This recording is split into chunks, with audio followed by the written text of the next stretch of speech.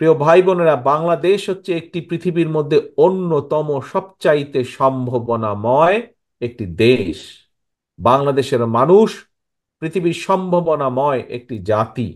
কাজেই আজকে এবং আগামী দিনে আমরা যদি সঠিকভাবে সঠিক কাজটি করতে সক্ষম হই, তাহলে অবশ্যই একদিকে যেরকম দেশের মানুষের, দেশের রাজনৈতিক মুক্তি অর্জন করতে আমরা সক্ষম হব, ঠিক একইভাবে দেশের মানুষের অর্থনৈতিক মুক্তিও আমরা অর্জন করতে সক্ষম হব। কারণ শুধু রাজনৈতিক মুক্তি অর্জন করলেই আমাদের সম্পূর্ণ মুক্তি আসবে না। রাজনৈতিক মুক্তি অর্জনের পাশাপাশি এটিকে ফলপ্রসূ করতে হলে, এটির সুফল পেতে হলে আমাদেরকে অবশ্যই পাশাপাশি জনগণের অর্থনৈতিক মুক্তি অর্জনের পথ বা উপায় বাতলাতে হবে। প্রিয় ভাই বোনেরা, একটু আগেই আমি বলেছি যে বাংলাদেশের বাংলাদেশ সামগ্রিকভাবে একটি সম্ভাবনাময় দেশ। বাংলাদেশের মানুষ পৃথিবীর অন্যতম একটি জাতি, যাদের সামনে বিপুল সম্ভাবনা আছে। যদি আমরা ঐক্যবদ্ধভাবে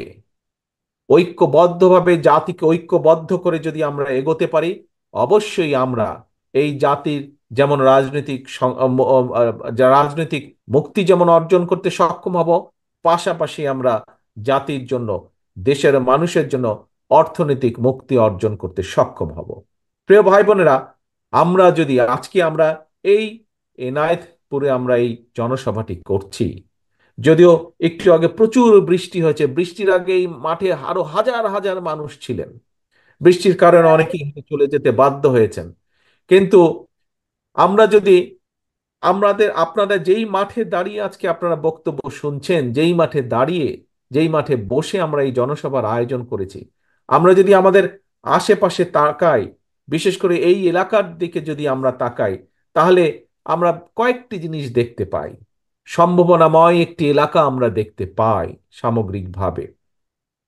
এই সিরাজগঞ্জের অন্য অন্য এলাকাগুলো সম্ভাবনাময়, কিন্তু আপনাদের আশেপাশে আমরা যদি বেলকুচির কথা বলি, আমরা যদি চৌহালির কথা বলি, কামারখন্দের কথা বলি, আমরা এই এলাকাগুলোকে সম্ভাবনাময় দেখি।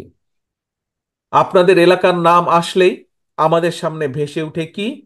তাঁত শিল্পের কথা, তাঁতির কথা, তাঁতের কথা আমাদের সামনে ভেসে উঠে। প্রিয় ভাই বোনেরা, আজকে এই শিল্পের সাথে বহু হাজার হাজার মানুষ জড়িত। আপনাদের নিশ্চয়ই খেয়াল আছে, অনেকের 71 সালে দেশনেত্রী খালেদা জিয়ার নেতৃত্বে যখন বিএনপি সরকার গঠন করতে সক্ষম হয়, সেই সময় সরকার গঠনের সাথে সাথে কিন্তু এই দেশের কৃষককে সহযোগিতা করার জন্য দেশনেত্রী খালেদা জিয়া একটি সিদ্ধান্ত নিয়েছিলেন। উনি 5,000 টাকা পর্যন্ত সেই সময় 91 সালে, হয়তো আমার সামনে এখানে অনেকেই আছেন, সেই সময় হয়তো অনেকেই 91 সালে হননি, আপনারা জন্ম হননি, পরবর্তীতে হয়েছেন, কিন্তু পিছনে আমি আরো বহু মানুষকে দেখতে পাচ্ছি, বেশ কিছু মুরব্বীকে আমি দেখতে পাচ্ছি যাদের এই ঘটনাগুলো মনে আছে। কি ছিল? 5,000 টাকা পর্যন্ত ঋণও সেদিন খালেদা জিয়া মৌকুফ করেছিলেন। কৃষি ঋণ, সম্পূর্ণ ঋণ 5,000 টাকা।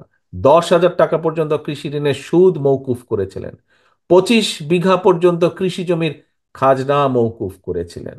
প্রিয় ভাই বোনেরা, এরকম অনেক কিছু আছে, কিন্তু আমি এই উদাহরণটি টানলাম একটি বিষয় বোঝানোর জন্য। কি সেই বিষয়? অর্থাৎ বিএনপির লক্ষ্য এবং উদ্দেশ্য হচ্ছে মানুষের পাশে দেশে দাঁড়ানো। বিএনপির কাছে যখন সুযোগ থাকে, বিএনপি চেষ্টা করে মানুষের পাশে দাঁড়ানোর জন্য। বিশেষ করে আমরা সকলেই জানি বাংলাদেশের অধিকাংশ মানুষ গ্রাম অঞ্চলে, জেলা শহরগুলোতে বাস করেন। কাজেই এই মানুষগুলোকে কিভাবে সহযোগিতা করা যায়, কিভাবে তাদেরকে স্বাবলম্বী করে গড়ে তোলা যায়, কিভাবে তাদেরকে সহযোগিতা করা যায়, সেটিই থাকে বিএনপির পরিকল্পনা, সেটিই থাকে বিএনপির চিন্তা।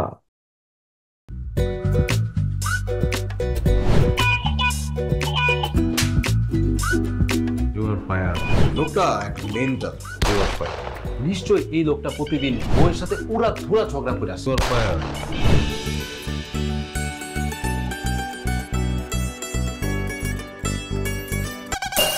এটা কি? হ্যাঁ, এটা কি পেঁপের জুস নাকি ভাতের মার?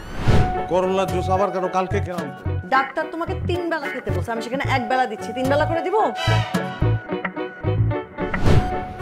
আমার অপরাধটা কি ছিল মা? কি অন্যায় করছিলাম আমি? এরকম চিৎকার চেঁচামেচি করলে সোজা দারোয়ানের রুমে পাঠিয়ে দিব। খুবই সুন্দর লাগছে। ওটা আমি না, ওটা প্রমা। আসসালামু আলাইকুম দুলা ভাই, কেমন আছেন? ডার্লিং আসো, তাড়াতাড়ি আসো। আমার একমাত্র শালি প্রথম বাসায় আসছে। দুলা ভাইকে ভালোবাসিস? জানি না ভালোবাসে কিনা। মা থ্যাংক ইউ তোমারে, এত সুন্দর এত ভালো একটা বউ জুটায় দেওয়ার জন্য।